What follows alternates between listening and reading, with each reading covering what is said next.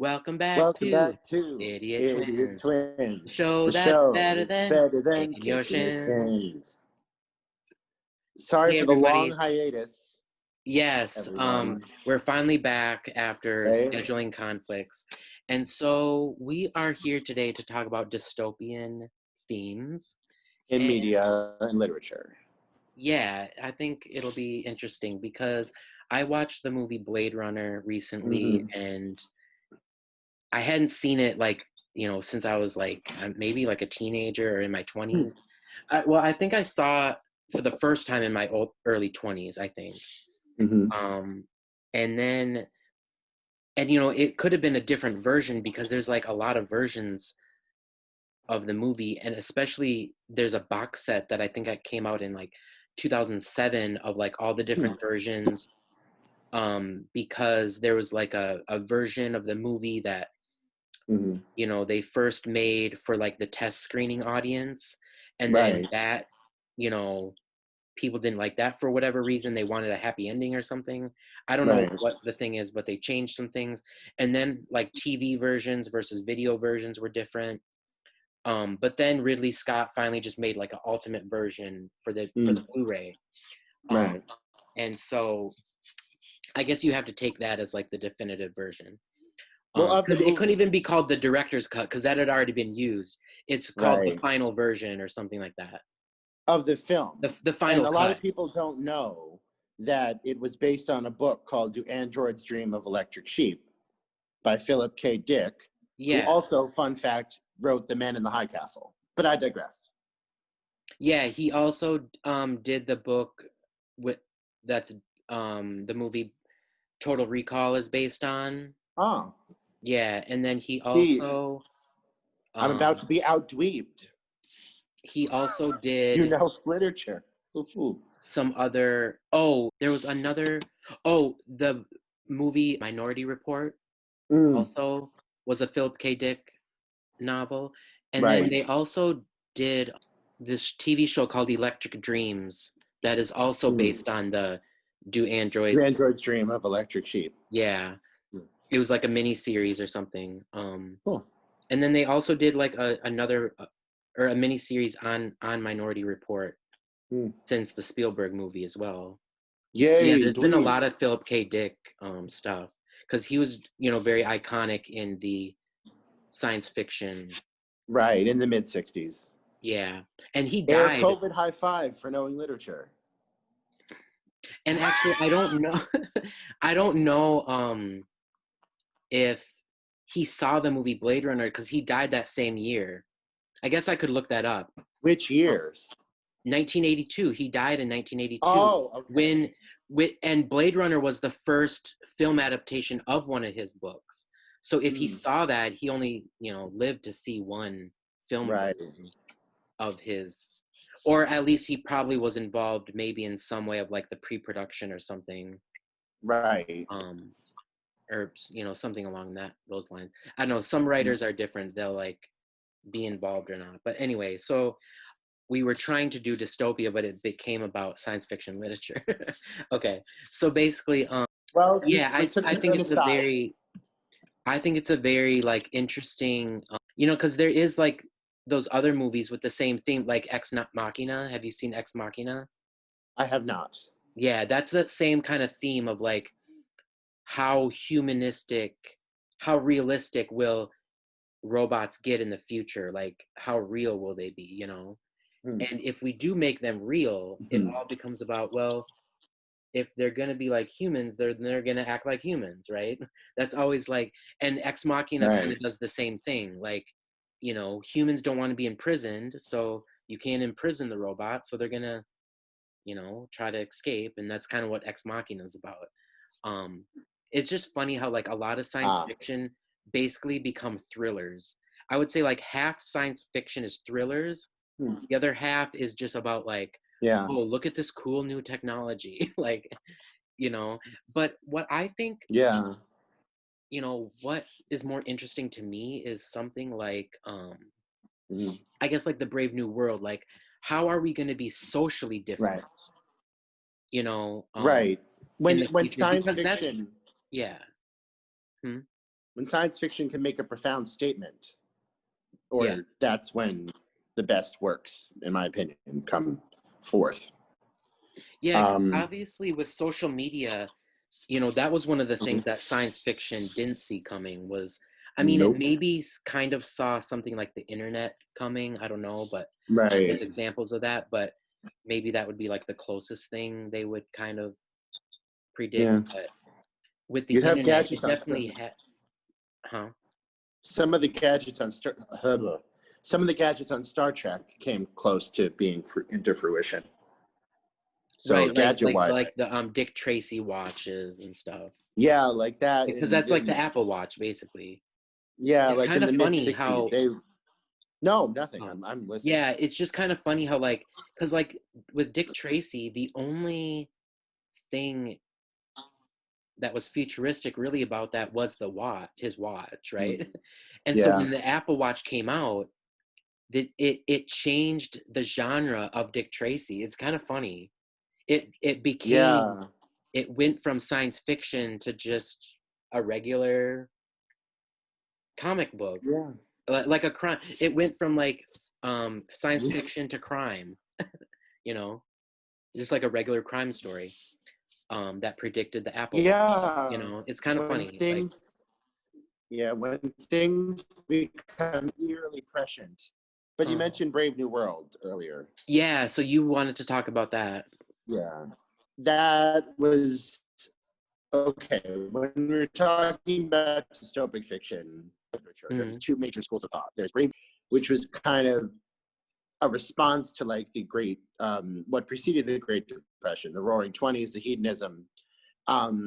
It presented this futuristic society where nobody had any depth of thought or reasoning, and everybody physically looked like they had like hundreds of clones. They would like split gametes and make like scores and legions of people who look the same. Yeah, it's basically about the eugenics, right? Not well, yeah. I guess a little bit of eugenics, a little bit of just literal conformity, like they called it Bobanovskification, if I recall.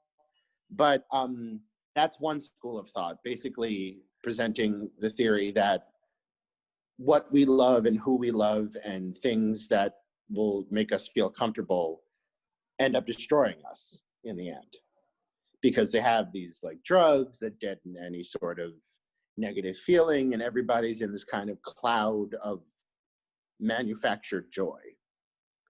And then on the other end, you have the Orwellian 1984, which was from '49, which was a bit, to me, it's a bit more, it's What easier happens to, with government? yeah, Right. with Big Brother, and there's surveillance, and there's kind of hatred and suspicion. And I feel like that, presenting that point of view is an easier one to argue, but I feel like what we see in the world today is perhaps more reflected in Huxley's Brave New World. That's why that's one of my favorite novels. Wait.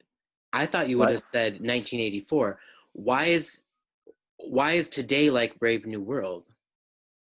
Because there's profound apathy. There's this like this search for quick fixes, and everything has to be just so and done right and very quickly. And So it's like now, but minus the eugenics, right? Like, yeah, well, yeah, the eugenics. They made everybody literally look like everybody else, and obviously that is the part that's purely fiction. But right. there's still this same desire for blockage of negative feelings, and kind of just free love, and everything is just kind of Right, and right, surface with level. social media, everybody being very sensitive. There's sensitivity, it's just superficiality, conformity.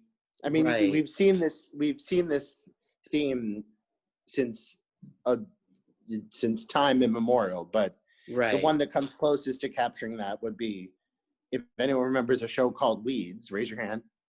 Yeah. No, there was the theme was a song called Little Boxes, and it was just that same kind of, we put our best foot forward and we're keeping up with the Joneses, and it's all superficial, but there's nothing Yeah. really beneath it. And that was written by a songwriter named Malvina Reynolds in 1962, which also, ironically enough, was the year that Android's Dream of Electric Sheep was written. Fun fact. Kind of Oh, interesting that these both kind of preceded the civil rights movement and humanity kind of bursting forth. It was interesting that that kind of school of thought was bubbling beneath the surface of the explosion that would come 2 years later. that's interesting because it's also Yeah. when the Rolling Stones started their band. It's when Bob Ah, Dylan's first album came out, and it's when that's right. the Beatles' first single came out in Which was, 1962. what was their first single? I guess My Bonnie it was called. But Oh, the Love Me Do was like their first big single. that's right. Wait, Yeah. was it like My Bonnie Lies Over the Ocean? Please tell me it wasn't that. Yeah, they sang that song, yeah. They It's in the sang a rock, anthology. they That sang a was their first skiffle single. version. A skiffle version of My Bonnie Lies Over the Ocean. I mean, I Well, skiffle was what it was called. right, That but I mean they're not time really like music. they were more being traditional. It was still more traditional than skiffle, right? Like this isn't about that. But anyway, right. So there's the different types of dystopia where there's like it's basically about, how are we going to treat each other in terms of um like our reproduction, right? Like and that's where like the Brave New World comes in. That's more like social and scientific in terms of how we Oh, it how we wasn't act and skiffle. what? Because I thought Love Me Do was more or less. Wait, what? I'm talking about the different types of dystopia. Josh, your screen froze, but anyway, it doesn't matter. I have to edit all this out.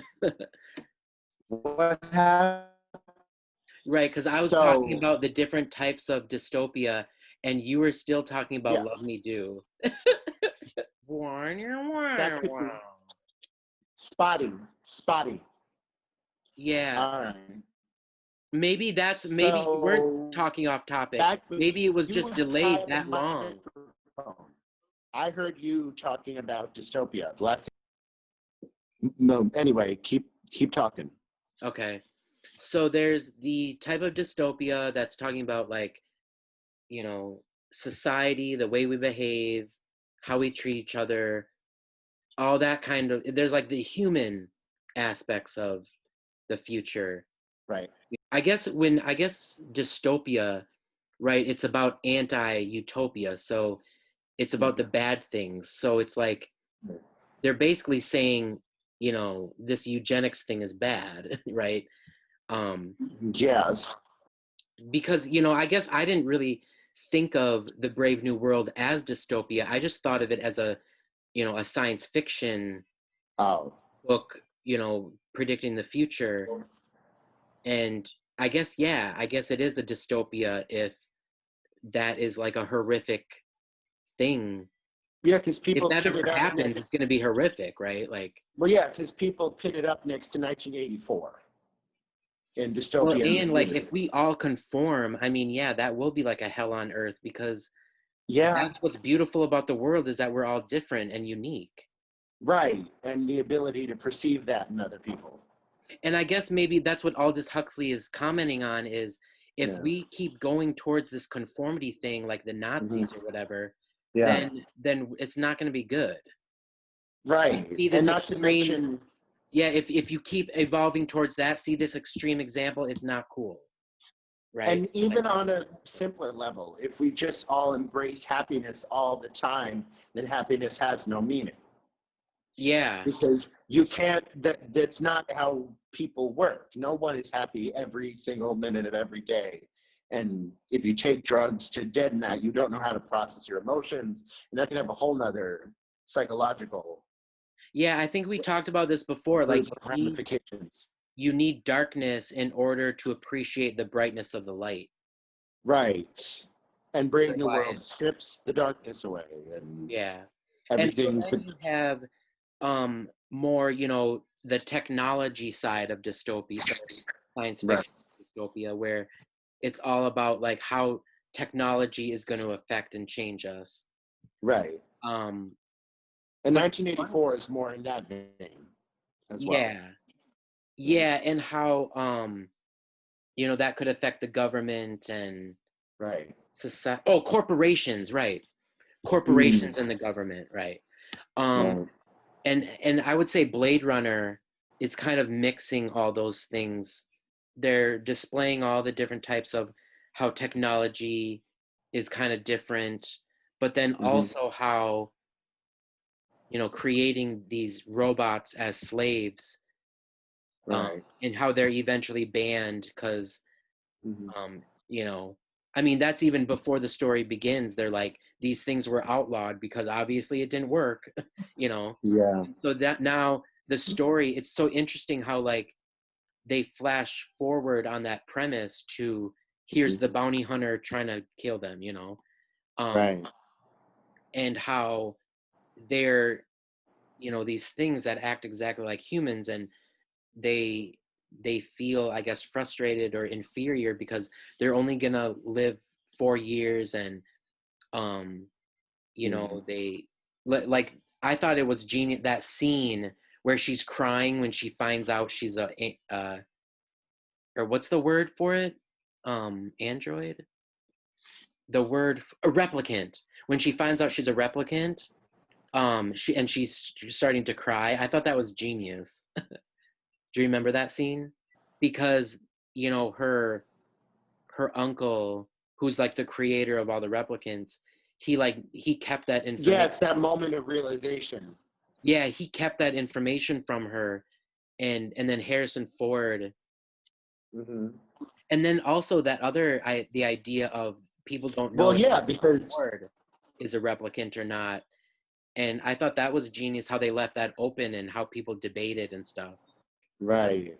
So there's the different types of, you know, science fiction or dystopia where it's, you know, its themes is mainly on like the human, right? In terms of how we treat Right. each other, our, Right. you know, genetics, Mm-hmm. reproduction, whatever.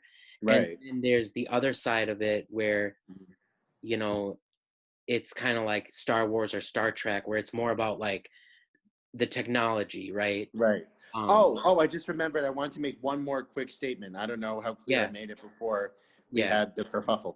But there's actually an old Twilight Zone episode from season 2, I think. It's called The Lateness of the Hour.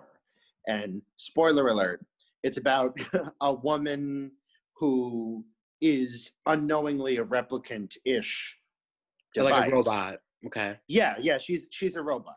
But it's Rod Serling, so it's a robot. Weird. I don't know why he said robot. Anyway, Oh, the weird. whole Okay. premise is that she doesn't, like, she has memories, but she gets a sense that they're artificial, and she gets a sense that she doesn't age. And then she finally says, I can't be your daughter. I'm a machine. And then starts to like lose her mind. And Okay. then basically they deprogram her and like program her to be a maid. Oh, So okay. obviously it's like a half-hour episode. They have to make a much more simplified point. But it's still, even that was, I want to say, late 1960. You can still see that theme kind of starting to emerge in Right, and visual media. it's basically saying how like how moral is it to create something like a human when if you do that, then they're gonna have all the emotions and flaws of the human, and you know why would you do that to a creature, right? Like Because that's they're a kind machine. I'm right. sorry. I, Well, no, but I mean that's the question, right? Like yeah, no. yeah, It's if they can feel pain and surprise at being created to be what they are, yeah. that's a whole another level of like cognitive dissonance and that kind of thing. Yeah, and I would say something like Blade Runner is kind of a Mhm. combination of both things where, you know, it's about the technology, but then it's also about, you know, making this social commentary in terms of like the replicants, and they obviously outlawed them as slaves, so they already came to their moral society conclusion, Right. before the film starts or the story starts. And Right. now they are trying to, take out the rest of these replicants. And then there's the whole question of like if Harrison Ford is one and stuff. And it's like, so like you were gonna also comment on that, like what were your thoughts On the Blade Runner, or like the replicant versus human like question? Well, it's a different way of looking at the same thing that Brave New World looks at. It's like where everything is appearing one way on the surface, but there's a lot that goes into it. Yeah, I think we can just kind of wrap up with like, because I want to like write some kind of science fiction future story. And my idea is how like I'm more interested in the social aspects of how we're going to change socially. And I think one of the things we're going to realize is that question of appreciating the bad things that happen in life, to the point where, people are going to be like, for example, like, oh, like, I don't know, I'll just like make up a stupid name like Marge. I don't know, like on The Simpsons. Okay. So this is like this is my little futuristic scene, right? Large Marge. And Anyway, it's basically it's two women bumping into each other at the supermarket, or whatever, the futuristic robotic supermarket or whatever. Doesn't matter. That's not really the point of the story. The point is how we interact different socially, and it's basically this woman, finding something out about her son, and she's like, "Oh, Marge, congratulations. I heard Bart got into a car accident. Oh my God. Congratulations. He's going to learn so much from this experience." Do you know what I mean? Like, people are going to appreciate, they're not just going to see things as bad. They're going to appreciate why things happen. We're going to accept that bad things happen, and we're going to embrace it in a way where we only see the good from things happening, right? It's not like, oh my God, you got into a car accident. Are you okay? Are you okay? It's more about this is just my idea. This is one example of my idea. Just let me I'm sorry. finish it, and then you can comment. Okay, just wait. I'm sorry. So basically, okay, so it's more about we are going to appreciate the good that comes from bad, right? So it's not about the typical like, oh my God, I heard you got into a car accident. Are you okay? It'll become in the future, it'll be like, oh, congratulations, you got into your first car accident. I hope you learn so much from this experience. Like, do you know what I mean? Yeah, something along those lines. Yeah. It's like You'll have to punch up the we're going to evolve, right? Well, right. How well can anybody predict the future? But I would say, right, 1984 probably, of any science fiction novel, probably did the best job of predicting the future, I would say. In a literal sense. Right. Well, what other sense is there? Well, the metaphor, this is me because I'm a metaphor. Okay. But like Brave New World, the point he was trying to make, I feel like, is more true. Right. And what is that quickly, the point he's making? Like everybody is hiding, like using drugs and like the psychotropics and that kind of thing. Right. And I think that was an extension of what was coming out of the time, right? The 1950s was a complete, like with the Stepford Wives, right? Well, you got to understand, as I said, Brave New World was written in 1934, or published. So that whole school of thought was like the Depression hit worldwide because everybody was frolicking and nobody thought about the future. Nobody wanted to handle things as they are. And we, as a world economic system, paid for it.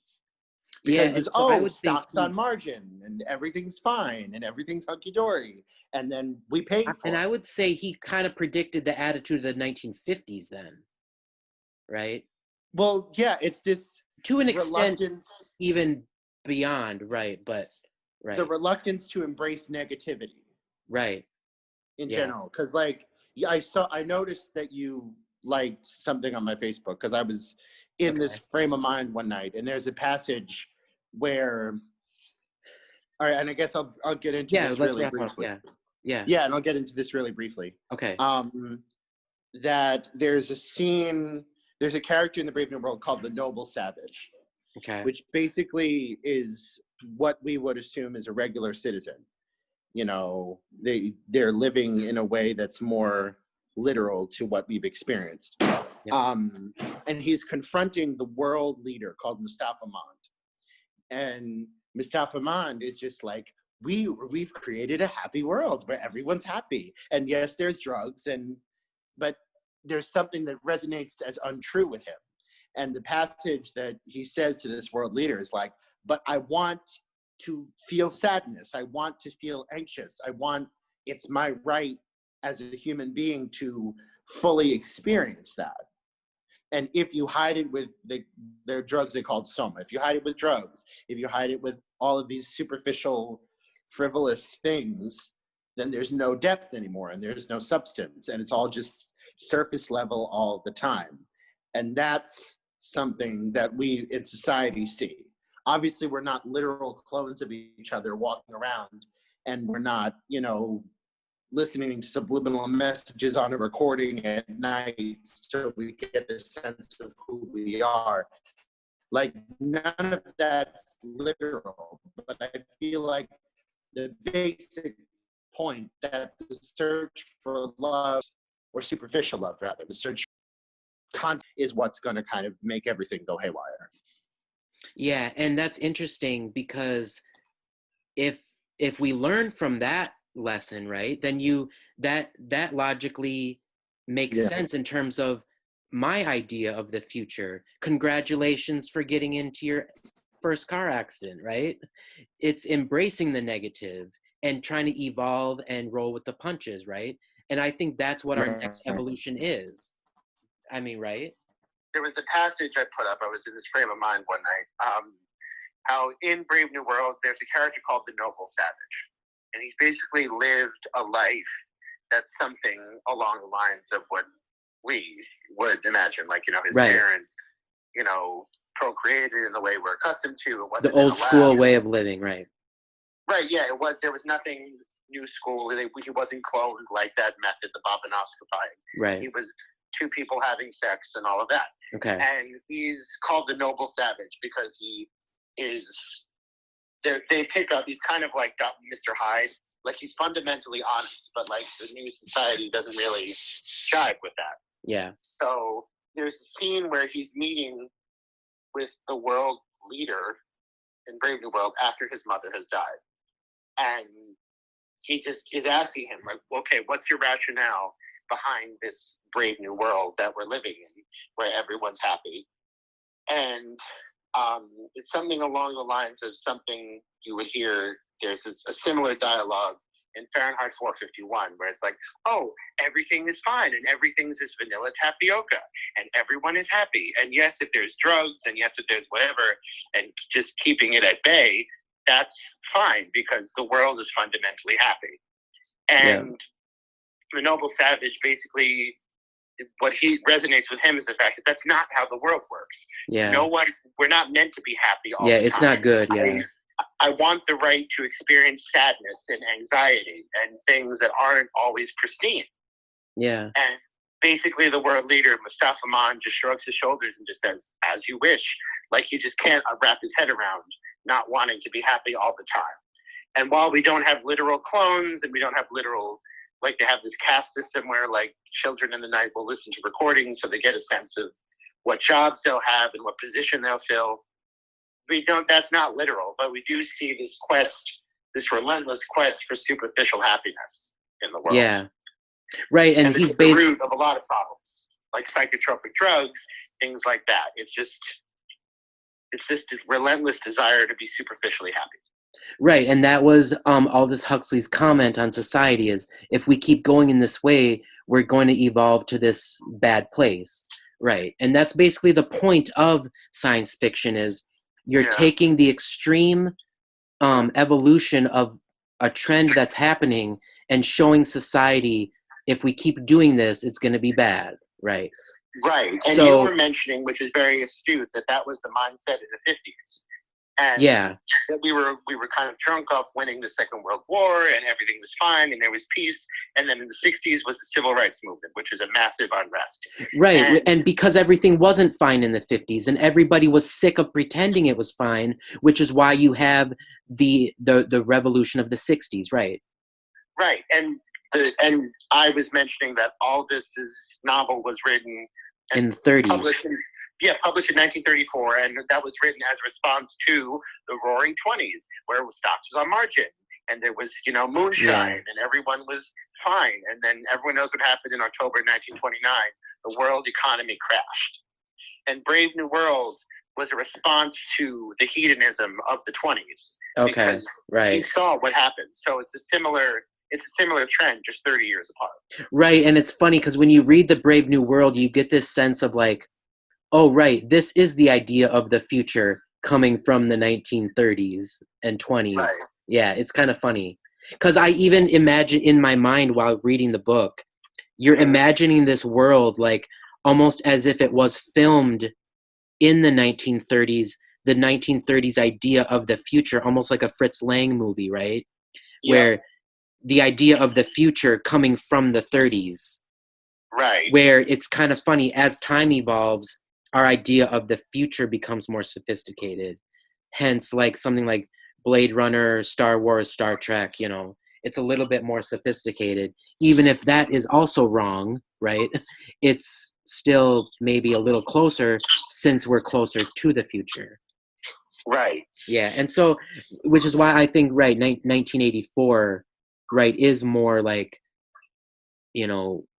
correct in the literal sense of what what's a science fiction example of a prediction that came true, like. Right, and that's why I was saying it's an easier point to prove. But as far what is the as point the to prove? What point are you talking about? That like there's what we hate and what we fear will end up ruling us because we see government surveillance, we see wars. But I feel like Brave New World, the metaphorical point that what we love and what we look to for comfort will end up atrophying us. Yeah. It's the more complex, but I feel it's more true as far as the zeitgeist in general. Right, and so if we learn those lessons that like Aldous Huxley's trying to tell us, and maybe even George Orwell is trying to tell us, that's why I see the future as, in terms of my example, right? The two women in the supermarket saying, oh, congratulations on your first car accident. You're going to learn so much from this experience. In terms of people are going to embrace the negative for the good that comes from it, because a lot of bad things that happen, a lot of good things wouldn't happen if it wasn't for the bad thing that happened first, which is why I think we're going to evolve to that point where we're just going to have to roll with the punches, and you're going to have to appreciate all the bad things that happen to you and learn from it, to the point where you're going to have that attitude of like, oh, congratulations for getting into a car accident, right? It sounds silly, but the point is like, if we're going to, evolve and, live with, the negativity of this life, I think that's the evolution it has to make, is we have to appreciate it and embrace it for the good that's going to come out of it. Right. And so when something bad happens, it's almost like this comedy of comedy of manners, where it's like all these all these bad things are happening to these people and they love it, right? Because they're learning all these great things from it. And I don't know, I think that'd be an interesting science fiction story to write. That's kind of what I'm developing. And I mean, this reminds me, and again, I'll wrap up right after this. Yeah. One of my favorite quotes is actually by C.S. Lewis, who did not write science fiction, but who wrote fiction, who wrote like fantasy, Wardrobe and all that. Fantasy, Basically, there's a dichotomy in your life between choosing comfort or choosing truth. Choosing truth is always the better way to go. Right. And I think that is a theme that we see echoed in Brave New World, and perhaps is why that book has always resonated with me since I read it in high school for the first time. But no, it's interesting to look at these dystopic novels from a literal sense and a metaphorical sense, and just being able to look at it and glean different parts of what the future is and how close it is to what they predicted or how far away. Yeah, because I think, ironically, if we do learn these lessons, then hopefully the future won't be a dystopia. And if we learn to accept the truth, then that will actually help us in our evolution to build a better world instead of devolve into a worse world. Yeah. Correct. Yeah. All right. Well, and that's basically the whole point of dystopian science fiction is, here, see how bad this can be. Let's not do this, right? Yeah, it's a negative example. Yeah. My fifth grade teacher would say it's a good example of a bad example. Yeah. So it's that kind of thing. But so yeah, I think that's a good place to end. Thanks a lot. No problem, Rhett. So have a good night. Thanks for listening to Idiot Twins. Yeah. Thanks everybody. See you next time. Yes, hopefully it won't be this long. We won't be ships in the night again. We'll make it work. Yep. All right. See ya. Peace.